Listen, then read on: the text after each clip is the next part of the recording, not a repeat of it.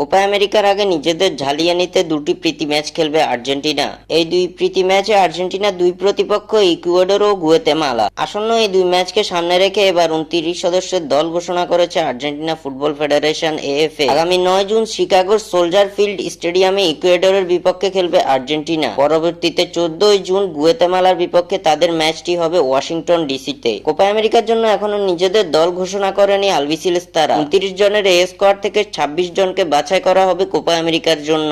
যে 26 জনকে নিয়ে দক্ষিণ আমেরিকার শ্রেষ্ঠত্বের এই লড়াইয়ে যাবে তিনবারের বিশ্ব চ্যাম্পিয়নরা।